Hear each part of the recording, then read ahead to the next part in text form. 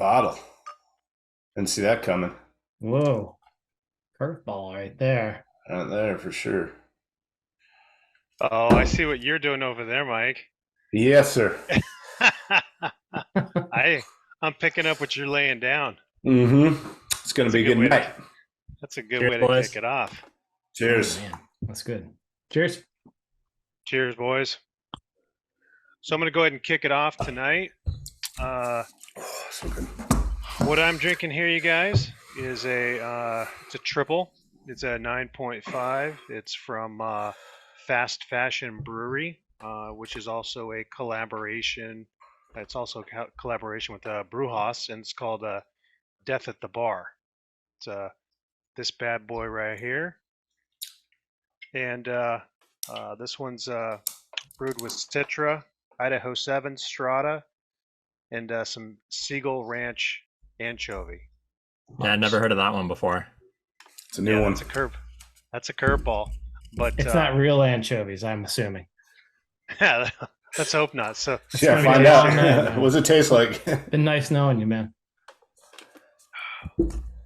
no anchovies there, man. That's It's good. good. It's smooth.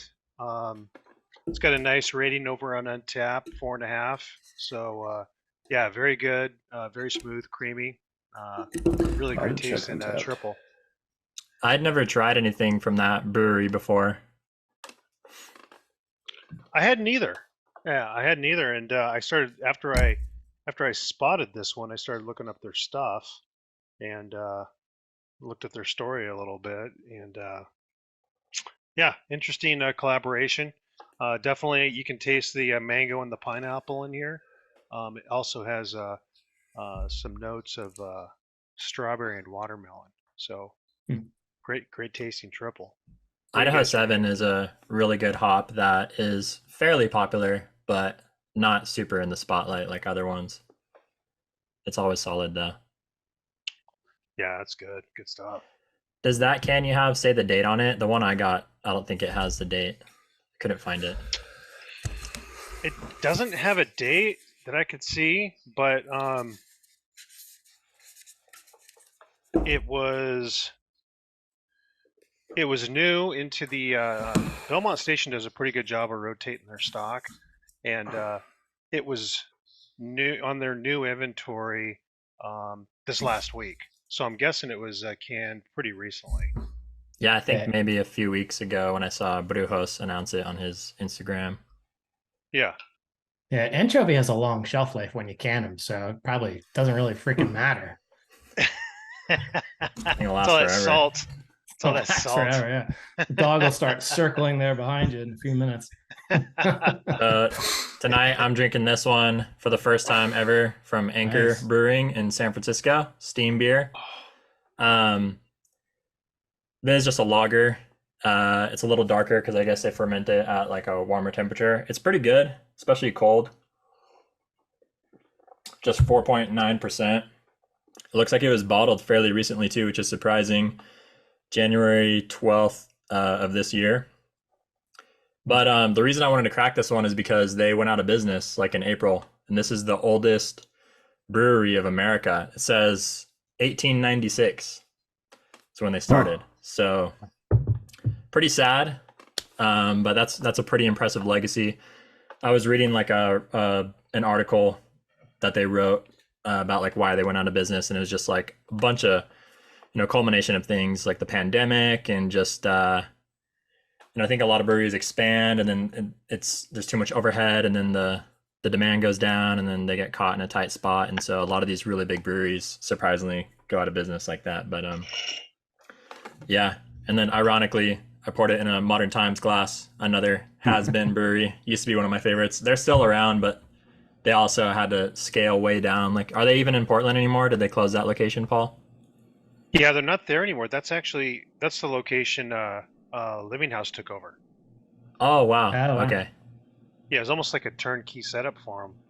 Yeah, they like right before the pandemic, they like exploded and they had like 10, 12 locations, I think, in the US, mostly California. I think there was one in Seattle. There was like one or two in Portland. And then like a bunch of stuff happened with their brewery, and I think they just have like 1 or 2 locations now. They're like back to square one. Like I haven't heard anything about them at all lately. Pretty crazy. They used to be really good, one of the best for sure. Yeah, I Wasn't really Anchor- love their stuff. Wasn't Anchor bought out by a larger conglomerate or something? Or am I At thinking of a one different point, brewery? but yeah, it's completely out of business now. I heard. So yeah, my buddy that I trade cans with here in Utah gave me this one just for fun because he tracks them down. So kind of cool to try one before they're gone forever. Right. Yeah, that's cool. Very cool. So I brought in a this one here. Might be a little bit hard to read, but this is by Vale Brewing out of Richmond, Virginia. It's called Liquid Architect, and it's a double IPA. It's 8.5. Oh, sorry, 8.5%. But it has an interesting mix. So there's no anchovy and there's no herring in this one, but there's Galaxy, Citra, Simcoe, and Mosaic. And it's actually pretty fruity. Kind of surprised by how fruity it is, at least right off the front. A little bit of a tangerine kind of a vibe to it. The Vale does some good stuff. I've had plenty of really good collabs they've done with other breweries that I get stuff from. It's pretty thin for for a hazy double, but it's definitely solid for sure. Nice. Oh, and it was canned a few months ago. The date got all smudged, but indefinite. How'd you get that shelf life. one? There's actually a great little bistro gastropub near where I work, and the guy's really good about curating a couple coolers in there. So he'll have like 6 or 8 of a variety of different things. So I went in there and just grabbed some things that looked interesting, and that was one of them. So yeah, he's pretty good about it. That's not the same place where you got that other half can for me that tasted like skunk spray? No, and I actually used the rest of that on my vegetable garden to keep the rabbits out of there. But no, different brewery. That must have got a little warm, maybe. Yeah, I think storage issues. So usually stuff gets skunky from sunlight. So like maybe it was like left outside on a pallet somewhere before it got put into the fridges, or just too much warm exposure or something made it turn. And it's called skunking because it literally does taste like skunk spray. Tasted super weird. I haven't gone back since. I mean, that guy was charging $24 for a 4-pack, so it's like that's pretty normal. But if it's not fresh and stuff, then that's not worth it. Yeah, that's expensive fertilizer. For sure. Keeps the rabbits out. What are you sipping on, Mikey? So I'm drinking a triple. I want to hold the can up just because it's Burial. It's a brewery out of Asheville, North Carolina, and they have some awesome artwork on their can. So I just want to throw that up there. So it's called I Don't Know Me. Again, it's a triple, 10.5%. I actually had a can of this the other day, and I had to double check the can to make sure it was actually 10.5% because it does not drink like 10.5%. There's almost no alcohol presence whatsoever. It's incredibly smooth. One of the smoothest triples I've ever had. Definitely up there with some of the stuff that Fidens is putting out, etc. A little bit more on this one, just kind of reading off the can here. So it's a collaboration with other half brewery too. Meant to say that. So it's a triple dry hopped. We've got a bunch of different hops in here. Mosaic and Simcoe are the big ones, which I think it's got, as I'm drinking it now, it's definitely got that kind of tropical fruity sort of notes to it. But in addition to the Mosaic and Citra, Indie hops, Strata, Sabro, and then Eric, maybe you'll know what this is. A topping with Strata CGX powder. Yeah, so that's just like another one of those like concentrated things. So like each individual hop is kind of like a cone. Mm-hmm. And so like different layers of the cone or like different sections of it will bring out different notes. So like the outside layer, from what I remember, is like the most bitter part of it. And as you get closer to like the core, it's more fruity and tropical. So a lot of times they make powders or they'll do like pellets or things where they just take the core, like the fruitiest part. So it's like an extract instead of the whole hop. Gotcha. That makes So sense. it's just another kind of like super concentrated powder that they throw in there instead of the whole hops. Gotcha. That's a newer one. Well, whatever it is, this is it's working because it's a great beer, and it doesn't. I'm looking. It doesn't have a date on it, but it's got to be fairly recent. So Paul shipped this out to me from Burial, and that just got here last week, so it's got to be fairly recent.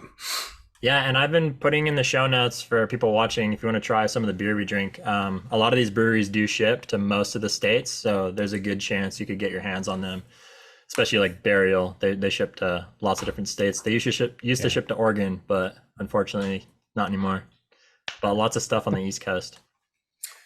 They're pretty good about the shipping too. Yeah, takes a little I'm while, surprised.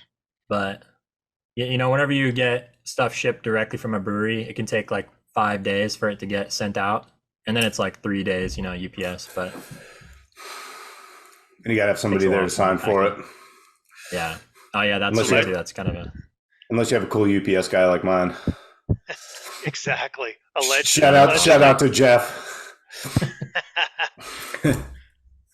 Mike's got the best UPS guy in the country. Yeah, he's got that the man. no-touch receiving.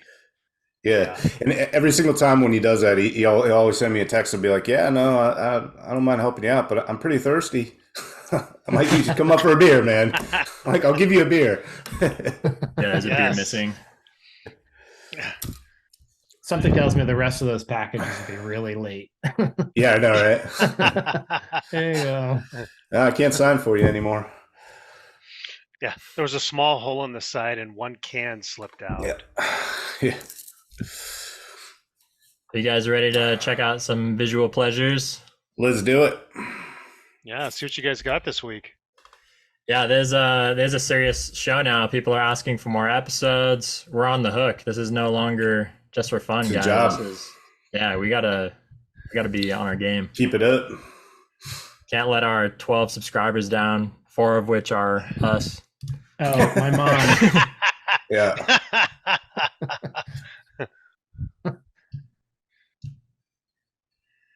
All right, so this one is from my buddy that flies under the radar. It's not a recent image. I think it's actually from like 2004 or something. And I'll warn you, he's not really on Instagram, so you got to go on his website. But his website is a nightmare. He needs to fix it, but I don't think he cares. But this is from my buddy Brent Doerzman in Colorado. He's an amazing photographer and also a super awesome guy. I meet up with him every time I go out to Colorado and we shoot together for several days.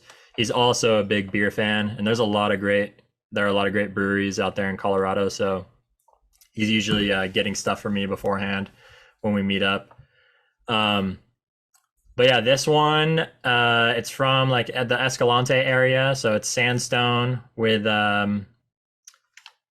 this layer of like iron or something. I can't remember what kind of mineral it is, but it's really hard, kind of feels like metal, and you can find it from time to time. But I just thought this composition and everything, like the way he was able to organize this into a cohesive scene, is just awesome. And yeah, I was just blown away by this one. It's abstract quality, like you can't really get a sense of scale. It's super interesting to look at and just follow the lines everywhere, and I just love the way it flows and everything. And yeah, Brent is an amazing photographer, so definitely worth checking out his website. Everything is listed like by trip, so he just has like a long list of links, and you got to go into each one and dig around. This one was from like a Escalante trip, like 2004, 2008, maybe something like that. But he's got a lot of hidden gems on there, and so I just wanted people to find out about a new photographer that they most likely haven't heard of, because his work is it's stellar. Yeah, it's I really can't beautiful. even quite figure out what we're really looking at here. I mean, it strikes me as a lot of rock patterns, but it's just not experienced with that kind of rock, I guess. Yeah, it's nice. I like the light, the shadows on it, the different tones. It's a beautiful image. I'm going to definitely check Brent's work out. Yeah, there's, as kind of chaotic as those lines are, there's still like a flow to it, though. It's and I think it's really well processed. I think the tonality is really well balanced. Yeah, it's definitely a cool image. Yeah, and he shoots on film from time to time. I think medium format, like 5x7 or something like that. And so this, because of how old it is, it might actually be film as well. So, he didn't clone anything out or anything. Or I mean, even if it's digital, he probably didn't. His processing is really minimal. But yeah, I love how perfectly organized it is. It's so cohesive. It seems like such a difficult subject to be able to photograph this well. Right. You can almost see figures in there, like trying to make sense of like, are there human figures in there, or animals, or brain plays tricks on you. Yeah, and I think this would work as a landscape as well. Just turning that to the. I think either way you have that, it really lines up in a really cool image. Got some options on this one. Yeah, Mike, have your prints arrived yet? Yeah, they're down and getting framed right now, Eric. Yeah. Yeah. The collection's flowing in. Yeah, it's flowing in. It's I'm running out of wall space here. I'm gonna hold you to it, man. All right. Do you want to order a print of this one UPS too? guy has some bare walls. We're What's that? gonna pull up an episode, and Mike's walls are just gonna be wallpapered with prints. Photos. Yeah. This guy is not messing around. Yeah. This one's crazy. Wow. Yeah. So this one I submitted. It's from Paulo Valdivia, and he lives down in Chile. I say down, but he lives in Chile, and I don't know how long I've kind of been following his work and chatting with him here and there, but he's a super nice guy, and it's just the imagery he gets from the landscapes around where he lives. He's lived in a few different places in Chile, and it's kind of at times familiar. But then you look at things like the tree structures and stuff, and you're like, this is a totally different landscape than what we're used to in the Northern Hemisphere. But just really soft, gently spoken stuff. He just has a great way of connecting with his surroundings wherever he's kind of out and about, up into the mountains. Yeah, I love this one. I love the cleanness of it, and the slightly darker mood it has, and then just the textured falling snow. I always love that effect whenever it's snowing while you're shooting. I think these are like a type of pine tree that they have down there called Araucaria. I could be wrong, but I think that's kind of like the only pine tree they have down there, like in the Patagonia region. I haven't seen it before because I've always been like further south than where they are in like Los Glaciares National Park and Torres del Paine. But yeah, further north in the Patagonia region, they have these kind of pine trees that are super different looking. Yeah, pretty sure that's roughly where he's at. Super unique image for me. I haven't, with those trees and in the snow, I haven't seen anything like this before. It's beautiful. The softness is awesome, and just a killer image. Yeah, once again, I think really well edited. I think one of the things that people, some problems that people run into when editing these kind of snow or winter scene images is they want to convey the coolness to it, but it can be hard to do that and keep the snow looking natural. So this is really well edited. It's got that subtle kind of coolness in the shadows. The snow is still pure white, as it obviously is. So really, in addition to everything you guys said, really well edited. And he was offering up some information about the Chilean beer scene.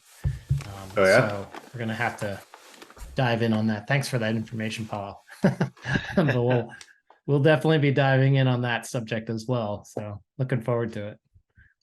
Yeah, in a town called Calafate, well, I guess it's Argentina, it's not Chile, but yeah, there's a little town down there that has a lot of microbreweries and stuff, and yeah, probably in Chile as well. I haven't spent as much time over there, but you'd be surprised. You would think there's like nothing down there, but there's a lot of little nice spots.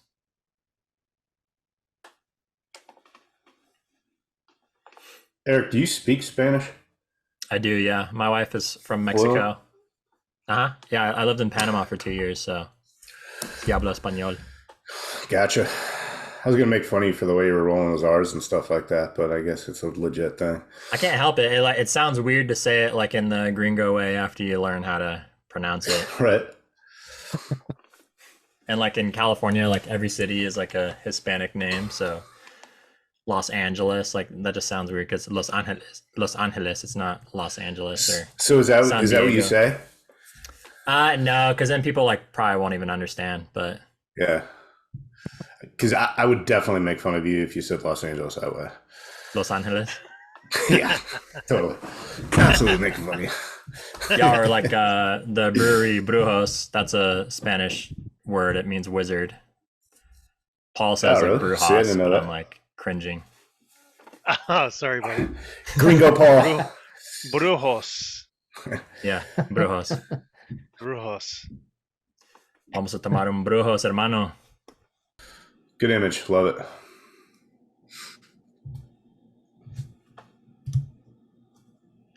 When I Oh. first saw this one, I was like, because it was like a series too. He had like 3 of them. I was, oh man, I would love to shoot this.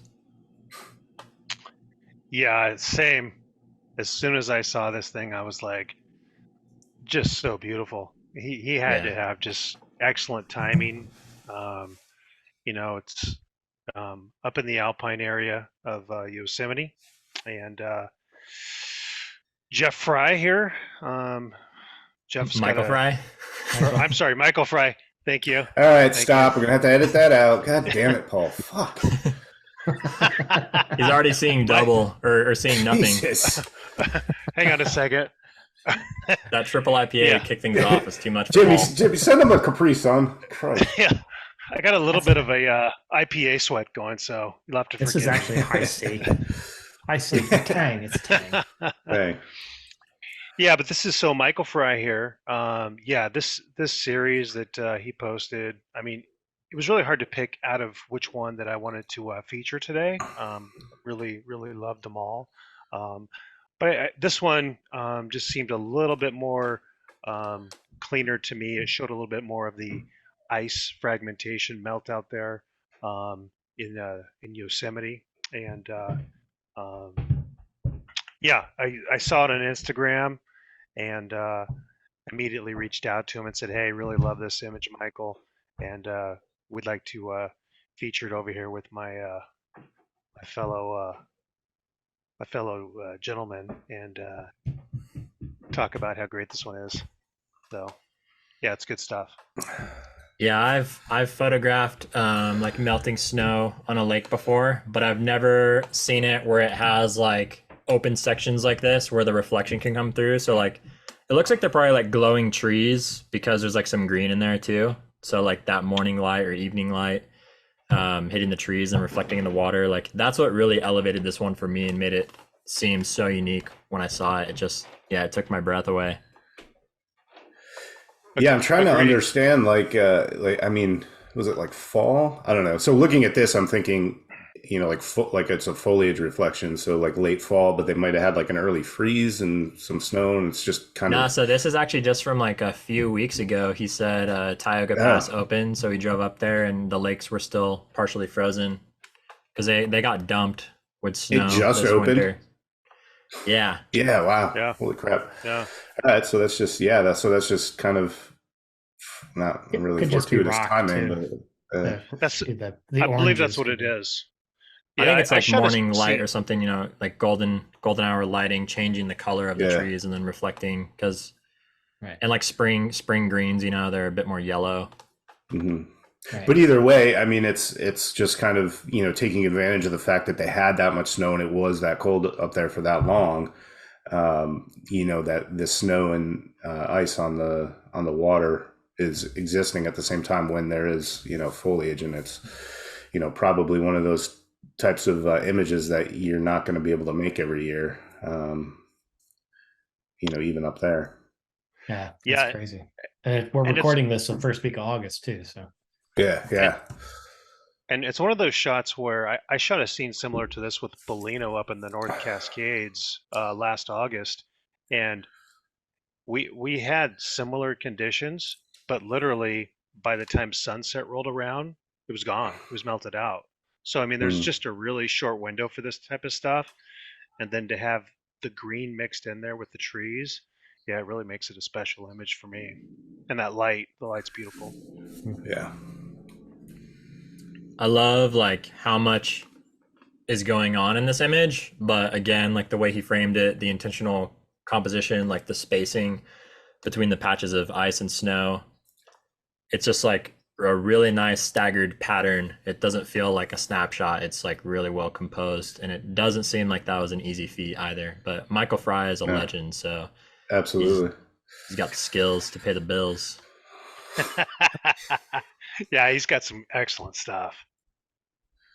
Paul, how's that crustacean beer rolling now? Oh, the sardine. Sorry. Anchovy. Anchovy. It's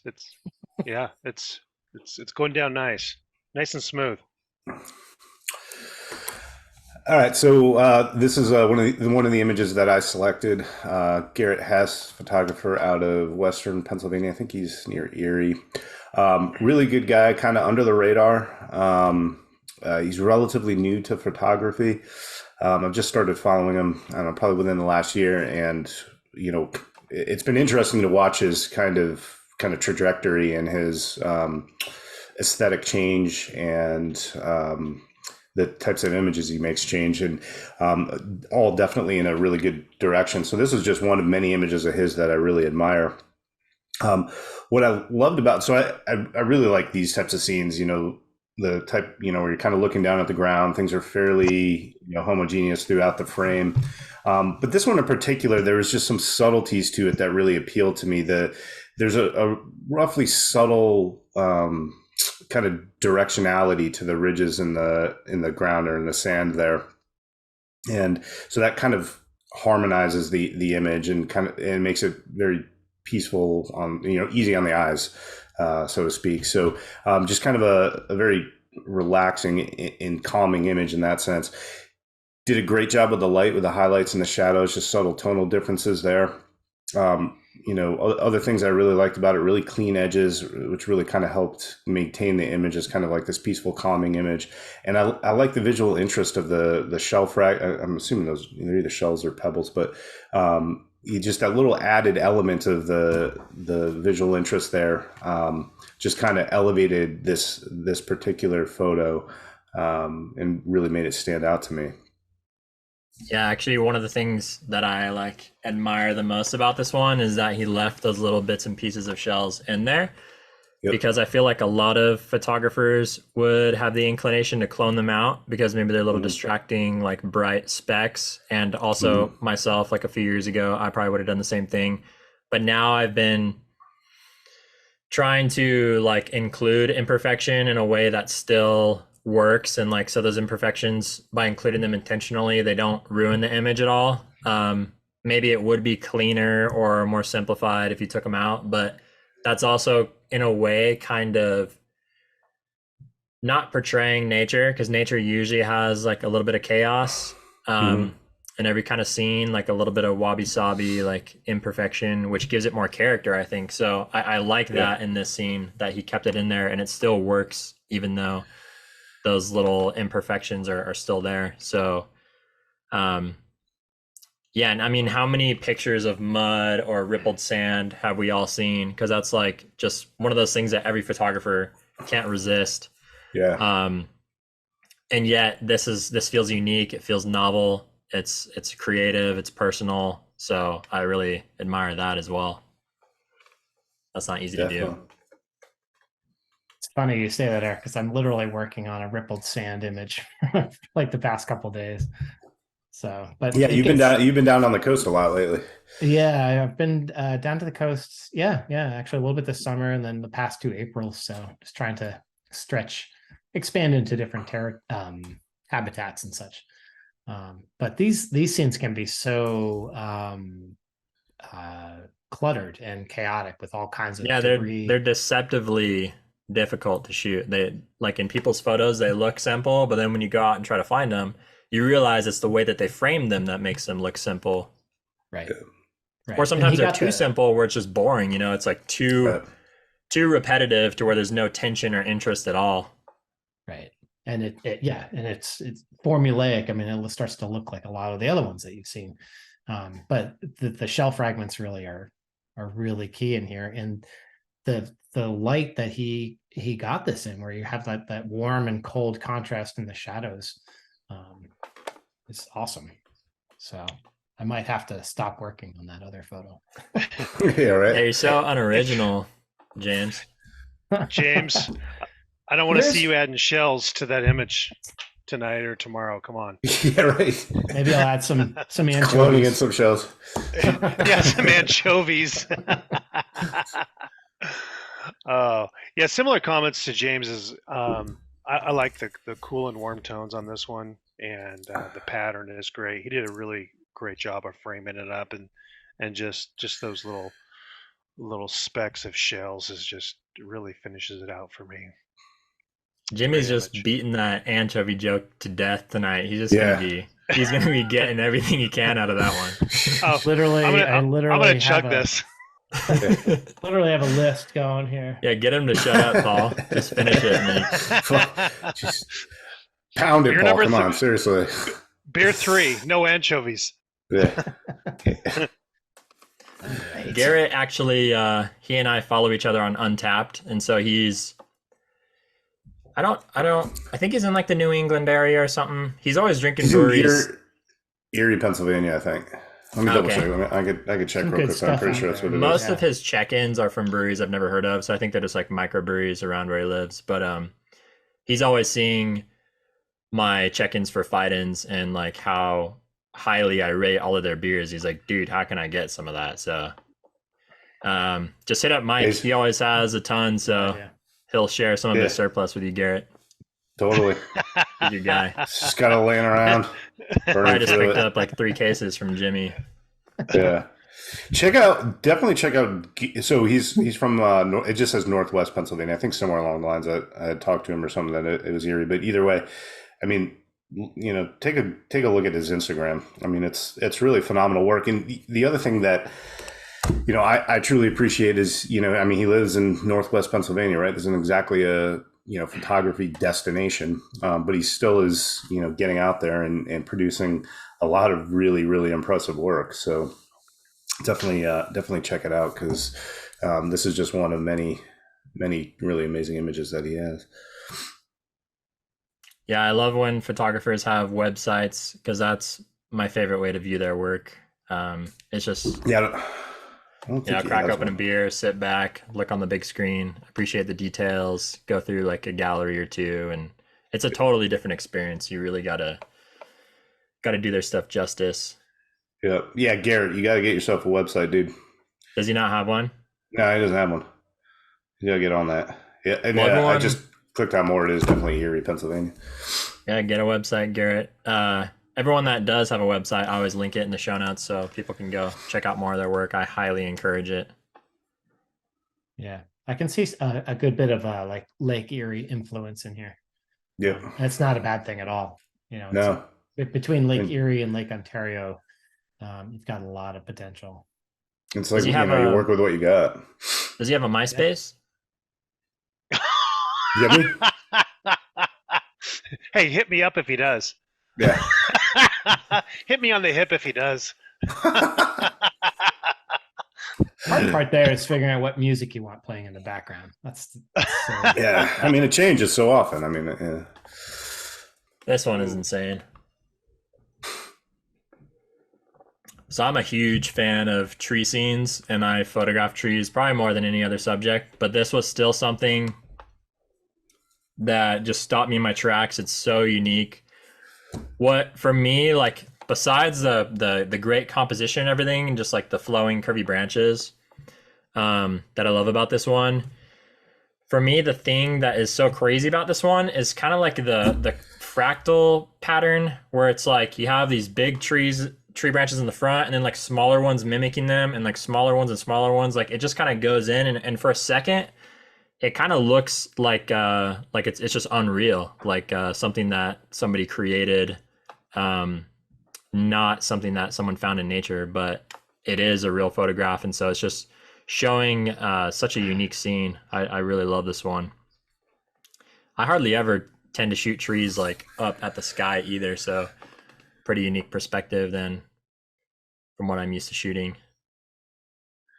Yeah, it's definitely tough to manage highlights shooting that way, and he did a great job of it here. Obviously the highlights kind of concentrated. They're in the center there, kind of draw your eye. There's almost like this hoop of branches that is kind of like almost like those little portal that's drawing you through the image, and the highlights in there being just a little bit brighter but still perfect.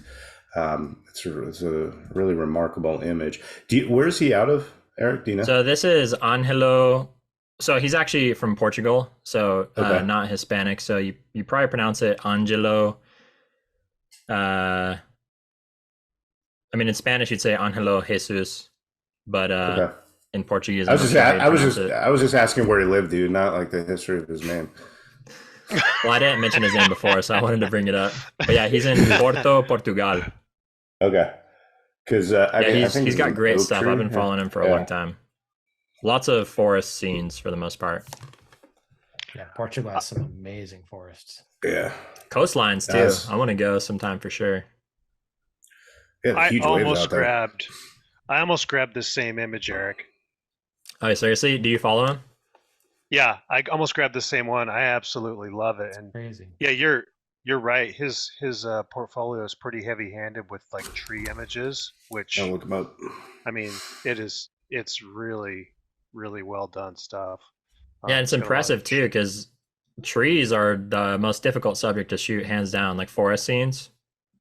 Yeah. Especially looking up. I mean, when you're looking up like that and you're having to pull in the sky as well, you get that diffused light in there. I mean, they can be really fantastic, but they can be difficult to produce as well. And just the branch work and the framing and everything on this one, it's fantastic. I just stopped and looked at this one for a while. I think I may have saved it to review later, so I'm glad you're getting him this time. So I'll have to pick another one of his later on down the road. Yeah, whenever I go on a photographer's website and they have like a forest gallery or just like, several forest galleries, sometimes even, like that's the most impressive thing to me. A photographer that can photograph the forest well, that's like a true show of like tremendous skill, because it's so difficult. That's always like the most impressive for me. It's just not obvious at all, The forest Right. around me and Mike probably as well is so dense. You just like, So it's hard. just, you look at it, it's just so chaotic. You just don't get a clear view of anything. So it's Well, I'm sure it's actually pretty nice. It's just you and Mike just lacking We suck. Yeah. we are not the photographers that Eric's talking about. That can like knock it out of the park every time. Damn it. We'll keep practicing, Jimmy. We'll keep practicing. We'll get there. I love how it's your eye is kind of I wouldn't want to say trapped, but it's kind of kept within the center view here with all these. I mean, you're kind of, like you said, it's like looped, and there's a periphery around it of these really cool branches probably from separate trees. But you don't want to move out of the frame at all. Yeah. Mike, this would really be a killer print. Yeah, it would. I'm just throwing that I have out to get on there. that. Let me. I gotta put this. I'm gonna write this down real quick here. I mean, of all of them, I think this is the one. What's his name again? Eric, can you pronounce that for me one more time? I'm not familiar with Portuguese at all, so. Yeah, no, this is definitely a great image. I wasn't following him on Instagram. I just looked him up on Instagram. So now, obviously, I am. The rest of his stuff that he's putting out there too is equally good. Yeah, for sure. I mean, his name is Jesus, so he's like the savior of photography. Yeah. Yep. Bow A down. little bit of it, looking through, you know, on Instagram here, just briefly, is a little bit reminding me of Elliot Porter in a way, in a good way. Yeah, that's a great compliment. He's my favorite really like is. classic photographer. Yeah. The color toning is reminding me of Elliot. Yeah, Yeah, super amazing. good call, Jim. I agree. Would not have thought of that myself, but you're absolutely right. I'm baffled by what tree that is, because it definitely doesn't live around here. Just how those branches are angled and those.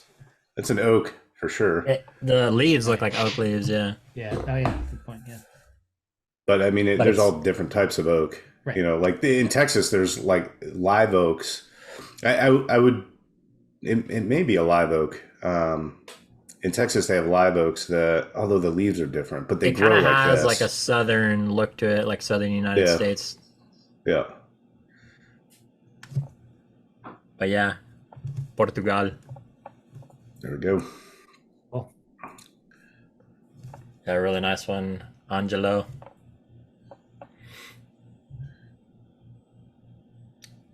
This one is just psycho in a good way. So good. It's insane. yeah. I submitted this one. It's from Murray Livingston. He's out of Scotland.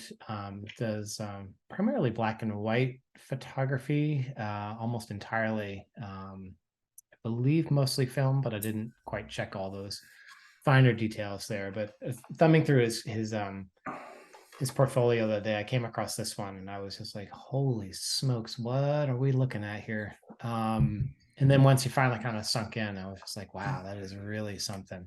He calls it macrocosm, which I just struck me as a great name for it.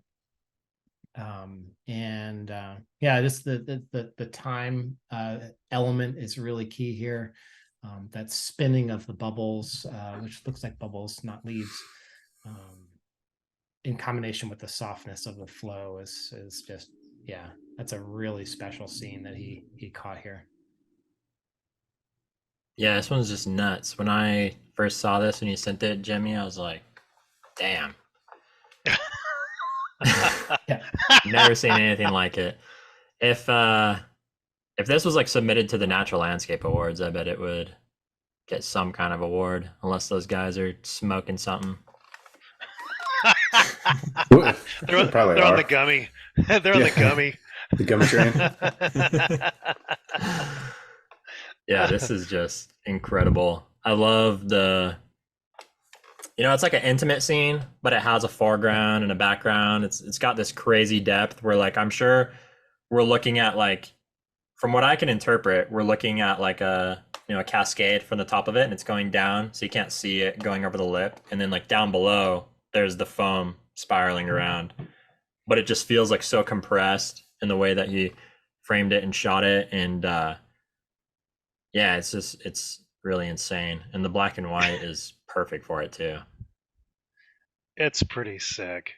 I mean, I gotta just the follow this different guy if I'm not motions. already. Oh yeah, definitely Yeah. follow him. He consistently putting out great work. This is a It's little bit pretty- different than what he normally does, but I mean, it's it's a lot of like, yeah, it certainly does. Yeah, he looks like he's got great stuff. Yeah, instant follow for sure. I regret I don't remember what he's shooting with. I didn't dive into that, but it's making me, think we're maybe looking at a field camera possibly. Just that incredible depth of field you can get with tilt shift. Yeah. Yeah, that could be it, because it seems like this would be a tough one to focus stack with like the texture of the water and like Everything. the moving elements and things. So they can change the plane of focus by adjusting the front element of the lens. oh, thanks, Jimmy. I had no idea how to tilt shift. It's not about you, Eric. That one was for Paul. I don't even know if Paul's a photographer. Yeah, he just likes beer. I don't know Once why in he's a here. while. Once in a while. I got to get back in the game. Hey, you got to update your website, buddy. I know. I was just on last week, and I still have images from that that trip down in Escalante that I just haven't done anything with. Then, I mean, just a lot of trips. I'm pretty backlogged. I need to get back in the game. Constipated. Backed I up. know. Seriously. Seriously. Yeah, maybe tonight's the night. Yeah, you got to share the visual pleasures with your friends, at least. Drink a couple beers and start editing photos. Jeez, yeah. Always a good call. Get lubed up a little bit. Get loose. Yeah. So Murray Get was more like liberal Paulo. with the processing. You got to get up to get down. I was going to say that Murray was like Paulo. He's offered up some firsthand knowledge of the Scottish beer scene. So it's definitely worthwhile seeing if he'd be willing to provide us with some insights. Oh, there you go. The only thing I'll add about this photo that I definitely appreciate is I think in this scene it would be easy to focus on one thing or the other. It almost feels like two separate images, but he can join them so well. Because usually that's something that bothers me when I see an image where it's like, you should have just made two photographs like this. Yeah. This bottom of the frame has nothing to do with this top half of the frame. That's exactly how I felt about this one, but it works, which is so impressive. Exactly. It would be so easy to focus in on one or the other, make the composition just about one half or the other, but it just works so well together.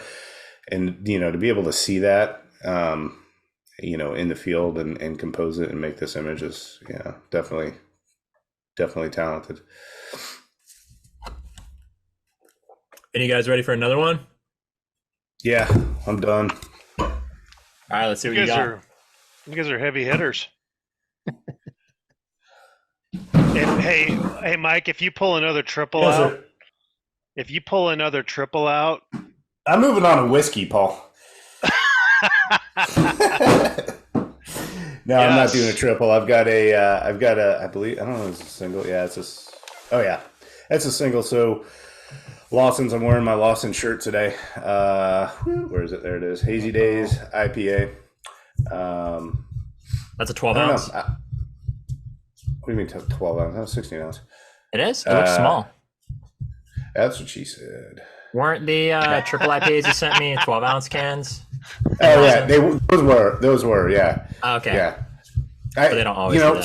So I was like, I was gonna bring the Lawsons on here, and I knew the triple IPA thing was gonna come up. So go ahead, have at it. So the funniest thing about that triple IPA is like the review on Untapped that someone left. I was gonna say, if you wait a year, the maple syrup comes to play. Like, that makes no sense for an IPA. No way. I was gonna say the funniest thing was your review of it, where you're just like drain pour.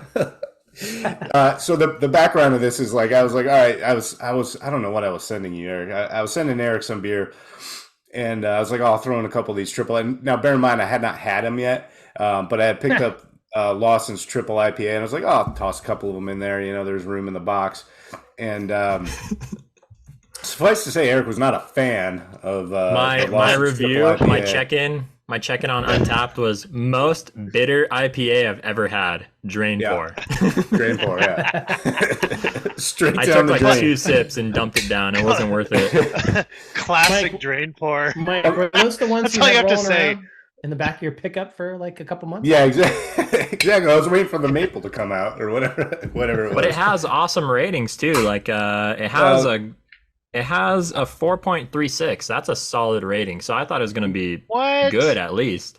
So first of all, people are all up Lawson's ass. Like ever since, like when they were out there with Sip of Sunshine, and that was kind of a new thing. Like they kind of had this like fanboy club that follows them, and so in a lot of people's eyes they can do no wrong, but in I'll be honest with you, I was kind of like that too. I loved it. Oh yeah, no, for sure. And then once you start drinking like the Fight-ins and the Burials and the all the other ones, you kind of start to realize like where they really stand in the pantheon of craft brew. But I don't know, I'm kind of looking forward to trying this. It's a single IPA hazy, so I say hazy. It's not looking hazy as I'm pouring it.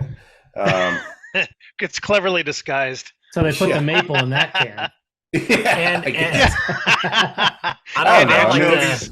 to, A little bit, but I don't like it's to not. hate on breweries, so maybe it was just that particular batch wasn't great, because that can happen. I've even from my favorite breweries, I've gotten an IPA or something that I really love, and it just was not nearly as good as the last time I had it. So, Right. that's just the nature of the beast with small batch beer. There can be so much variance, even just from, when they Yeah. rebrew the same thing over and over again. So it's cheers. actually We'll let it ride. So, yeah, it's actually it's not bad. I mean, it's definitely going from a triple to 10.5% to 5.3% is probably not the best transition to have made, but it's not horrible. That's pretty good. You know- I'll let it open up a little bit. You needed to wet your beak with that 10.5. I know, dude. I just couldn't wait to have another one though. It was so good after that first one I had Friday night. I was like, I thought you'd really have wanted to start off with that. I'm surprised you had another one left. Yeah, Honestly. no, I only had the one, so I've got two left. So, what what you got there, Eric? Looks juicy. Oh, baby. Mortalis, maybe? What's going on? That looks delicious.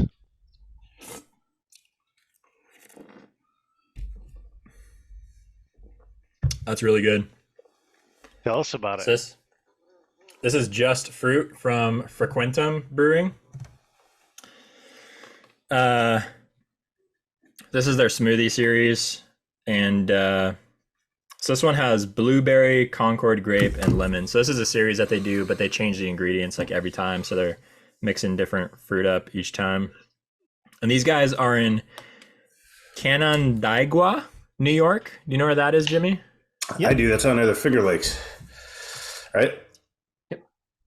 Yeah, this is really good. Heavily fruited sour ale, canned June 6, 23 this year, of course. I've been wanting, and it's 5%. I've been wanting to try Frequentum for a while because they're like an up and coming brewery that has been getting a lot of hype. So I was really excited when I could trade a can of Fidens to get this one from my buddy in Salt Lake, and this is not disappoint. Definitely up there with Mortalis and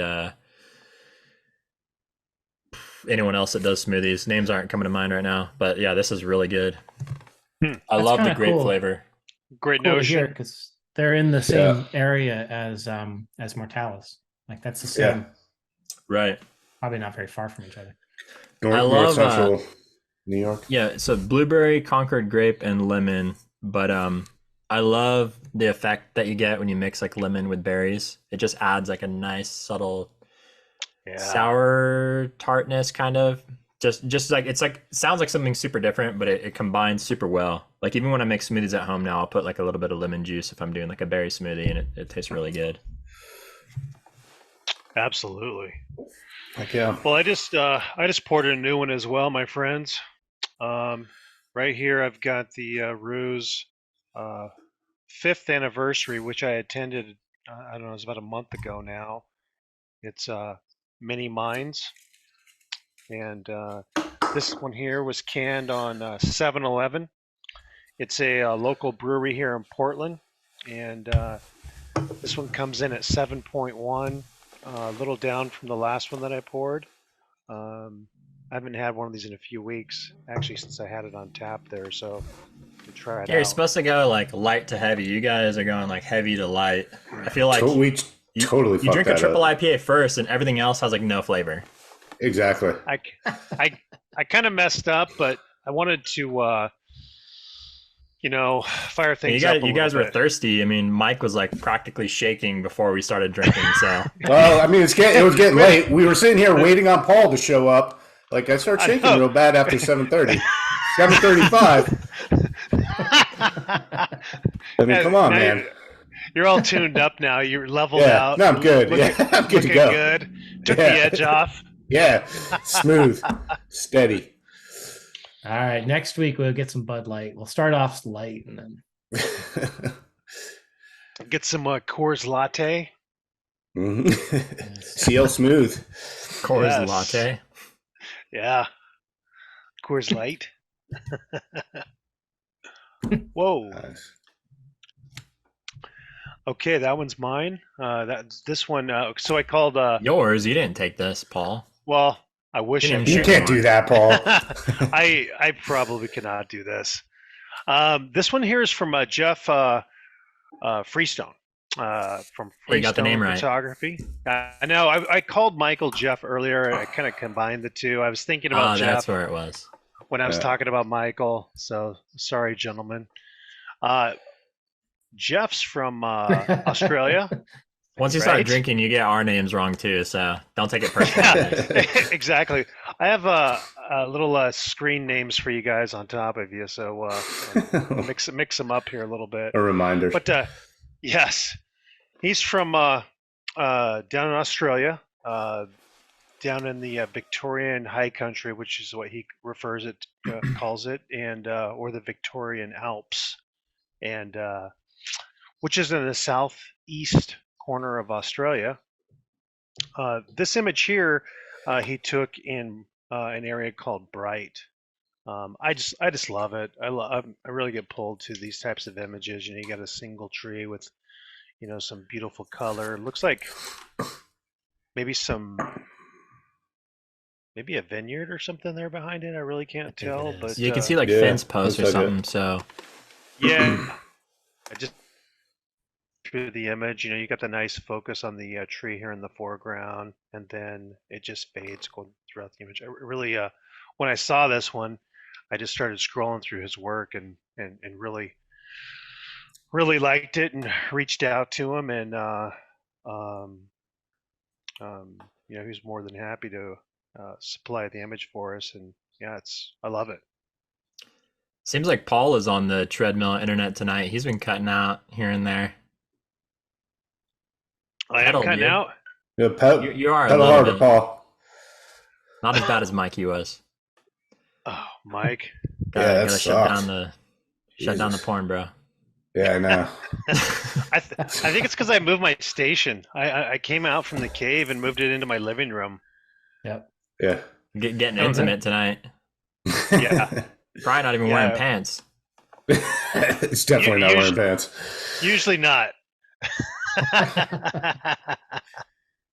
We should do a thing where people comment like which one of us is like one of the four of us will not be wearing pants. And then you got to stand up and Yeah, if people they have to choose you, comment who they think. Yeah, exactly. they vote, and then the most votes has to stand up. And The walk of shame. Totally do that. and the winner is. Yeah. yeah, this scene is really nice though. Perfect color contrast with the cool tones in the background and then the warm leaves, and the strip of yellow on the bottom is nice. Centered framing, which is usually, it's supposedly a rule to not do that. I think that's bullshit. But this is a perfect use of that, where it feels really balanced and symmetrical, and I think it's the perfect kind of framing. Yeah, definitely. I think the like basically like you said, Eric, like the color separation is what makes this photo, with the cooler background and the red and orange kind of maple leafs there. It's really, you guys don't know anything, so you just repeat whatever I say. You're like, oh, yeah, that's pretty much it. Whatever you and Paul say, I regurgitate it, and then it sounds good, No, Maybe but you could it just is write out the answers for us, Eric. I mean, come on. I'm just reading your script, Eric. Is that what we're doing here? No, but it is hard to do that. I shoot a lot of foliage, living in Vermont, a lot of foliage photography, and it. Until I really kind of learned how to do that, shout out David Thompson, who taught me how to do that. It's really tough. You do a workshop with David or what?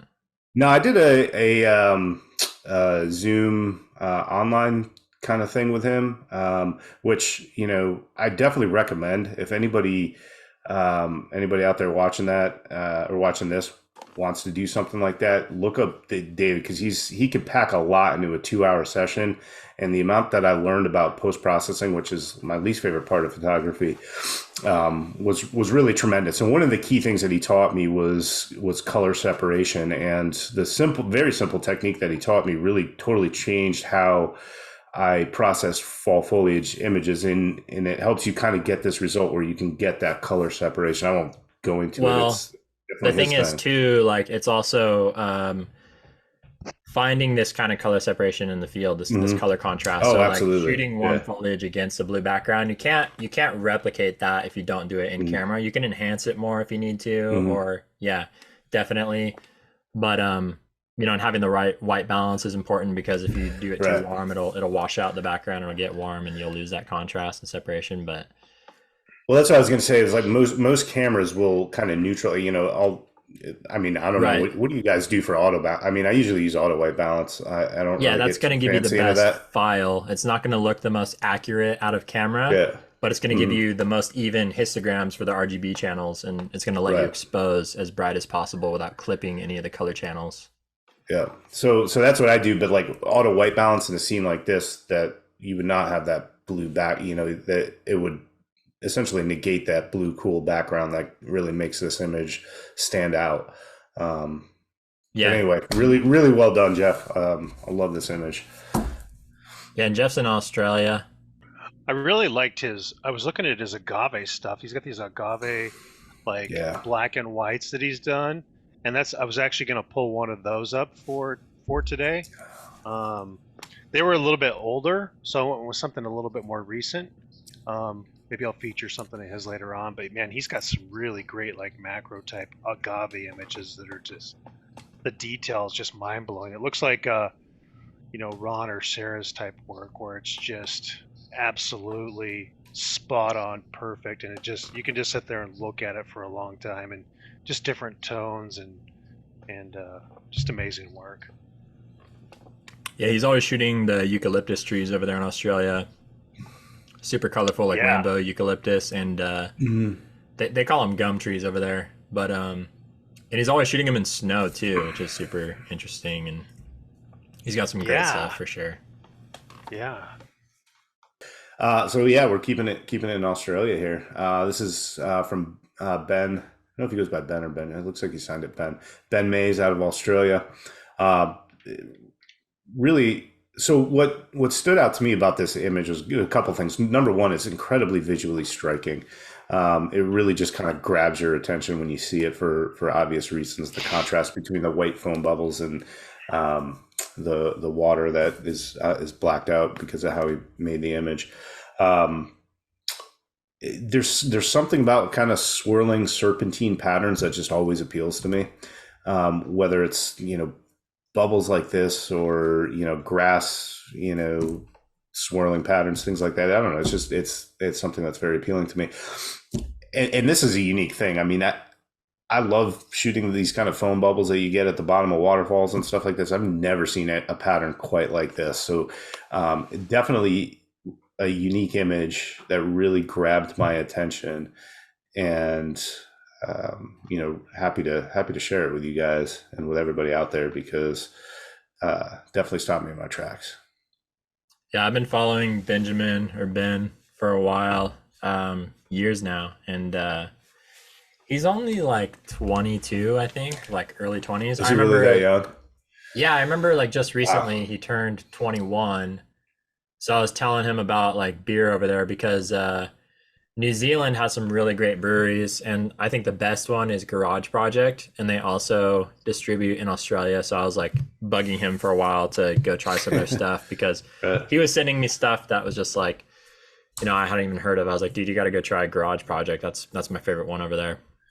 What's the drinking age over there? Was 21 even like a thing 21. for him? I thought it was like 18, maybe. But yeah, he's like in his early 20s, and he's already super skilled. Like, I remember several years ago, he was like technically a virtuoso. Like, he had really great processing skills and stuff, and like clean compositions and everything. And now what I like is his photography is taking a turn where it's becoming more personal, more expressive, really unique subject matter, like this here. And you can just really hear his voice coming through in his images now, and he's putting himself in his images more. So I'm really happy that he's, at that stage now, and I just can't even imagine what he's going to produce in 10 years, 20 years, 30 years if he keeps doing photography, because he's already doing such a good job. It's really impressive. Yeah, hopefully he does. I mean, you look at his website and it really does run the gamut. It's, grand landscape, intimate scenes, he does it all, and he does it all really well. I really Yeah, admire for him. sure. Yeah, I'm just glancing through some of it right now, and it's definitely a wide range in a good way. It's just very Absolutely. versatile. Definitely see some really cool intimate landscapes, a lot of really amazing surf images as well. Like stuff I would not feel safe being near. But all the power to him. Yeah, he just recently posted like some big wave like crashing stuff that looked really crazy, and like one of them had like a wolf head in the Yeah. in the foam. Yeah, I'm looking at it right now, Yeah. black and white. Yeah. This one's called Seahorse, and you can kind of see it there. I mean, it's really like looks like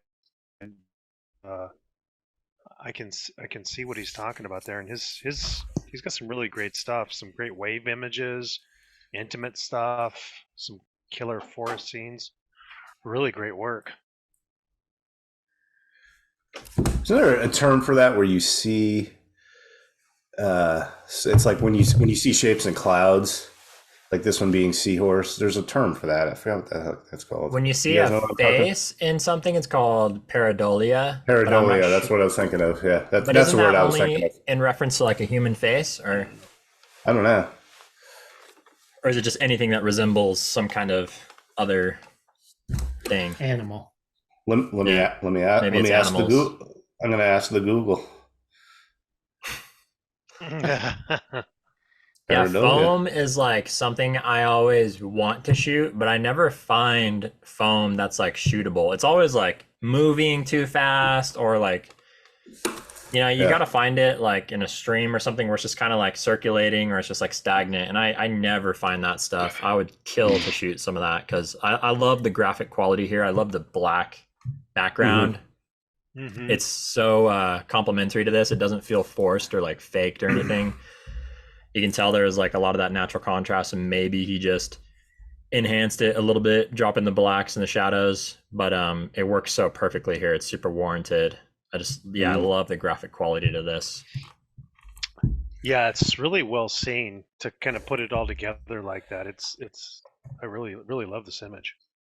Yeah, and foam can be actually really tricky, like on the back end of the water. So hard to shoot because angles are all tricky, but it can also be pretty like the sand. It can have a lot of debris in it. And so, little sticks and stuff floating around. To leave in, but he did leave one yellow leaf there in the center. Yeah, I was going to point that out. I love that. It's just that little like nugget that you find after looking at the image. What I love about that is it tells you that it's not a black and white converted image. Right. It has that natural black and white tonality, but it's a color photograph. So I love that little hint that he left in there. Mm-hmm. Awesome. All right. So just to close the loop, pareidolia is the tendency for perception to am I reading that right? Yeah, perception to impose a meaningful interpretation on a nebulous stimuli, usually visual, so that one sees an object pattern or meaning where there is none. I was going to say that earlier, but I mean, I'm glad we got choked clarified. up. You were busy drinking your beer. Yeah, mm-hmm. I was caught up in the liquid spells. There you go. All right, so seahorse. I can see it. Yeah, it's a really nice one. We'll have to have Ben on the show at some point, have him crack open a Garage Project beer. I'm actually drinking from my Garage Project glass tonight. Nice. One of my favorite glasses that I have that I brought from New Zealand. I brought a few cans home from them too. They're super good. Really good IPAs, stouts, all sorts of stuff. Did you say he's pretty close to there? So he's in Australia. Yeah, they're a New Zealand-based brewery, but they distribute in Australia. Gotcha. I don't know if they have a location in Australia yet, but yeah, since they're just across the pond, they ship stuff there and stuff. Very nice. Very nice. All right, well, that's it for the visual pleasures tonight. There we go. You guys get your fix? I think so. Yeah. These are really awesome images. Yeah, I love the selection. Yeah, it was the photos were good too. I was talking about the beer, but the beer is definitely good. How's that smoothie going down? It's really good. What I like, sometimes I don't like sours because they're too sour or too tart. This one is really balanced, so it has like a lot of sweetness, a lot of stuff in the middle, and then like a slight tartness that makes it interesting and makes you like thirsty to come back for more. You can't get enough of it. Goes down really nice. Very good. What was the name of that one? From Frequentum Brewing. Frequentum, yeah. Yeah, just fruit. The sour. It's like a smoothie sour series they do. It's not as thick as Mortalis stuff, but definitely thicker than your typical. You're saying Frequentum? Yeah, Frequentum. My Spanish accent is throwing you off, Jimmy. No. Well, yes, like as always, but You got to roll the R. Frequentum. That's good. I'm just wondering how far apart they actually are. So from That's like insane. Mortalis. They're only 23 miles. They're like same highway, and then other half Finger Lakes is like right in the hood there too. I can't believe you never made a trip out there. It's just like 3 or 4 hours, right? Yeah. It's like 4 for me. But yeah, no different. I've been out there a couple drive of home times. afterwards. A very boozy weekend. You just stay out there, yeah. Yeah, you gotta pull an all-nighter out there. It's out near where like Ithaca is. So it's actually there's a ton of waterfalls out there. So I've actually done photo trips out to the Finger Lakes area just because of that. There's these huge gorges, Watkins Glen National Park's out there. That's the problem with Watkins Glen is all the people are funneled like through it. It's a gorge and everybody's kind of concentrated, so it's really hard to get photos without 50 people in them.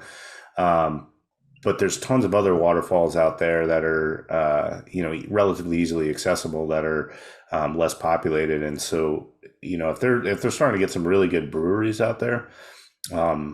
They've had wineries out there for a long time. It's been like the Finger Lakes region has been, for Northeast, a relatively decent wine producing region.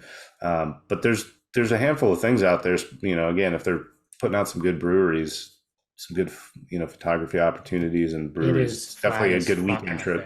It's like so flat, but they have some distilleries too. But if you ever need varnish or paint thinner, that would be a place to get it. Ooh, I think I had some. What's that alcoholic drink that like Hemingway drank that like makes you Absinthe? hallucinate? Yeah, absinthe. Yeah, so I got some absinthe from Finger Lakes. I think it's probably still up in my liquor cabinet. Was it somewhere. green? Yeah, I think so. I can go look for it. I probably have it. That stuff's brutal. I've had that before. Yeah. I only mess with beer. I don't drink any hard alcohol at all. I don't either, but I had some of that it. years ago. No, there's a lot of little micro distilleries out there, and I've tried like 5, and that's it. I'm done because they're all terrible. I'm here for the flavor. I'm not into like getting drunk or anything. So, hard alcohol just tastes horrible. This stuff is.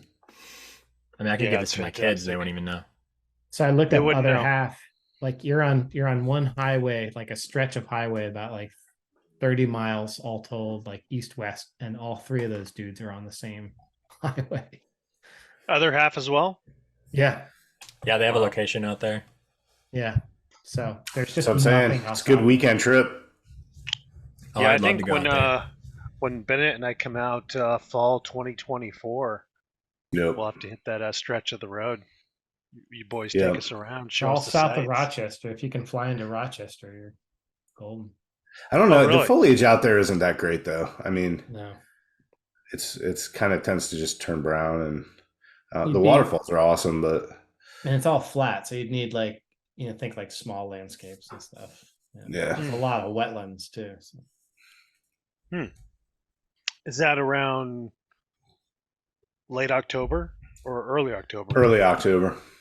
Yeah. Early October. All right, boys. Well, let's wrap this one up then. Cheers to visual pleasures brought to us by these amazing photographers. Yep. And also oral pleasures brought to us from these amazing breweries. That's right, boys. All right, Great guys. images, guys. Really, really nice selection. Awesome stuff. You guys did a Good good job. show. Yep. All right. See you in a couple weeks. Yep. See ya. Out. Peace. See you, boys.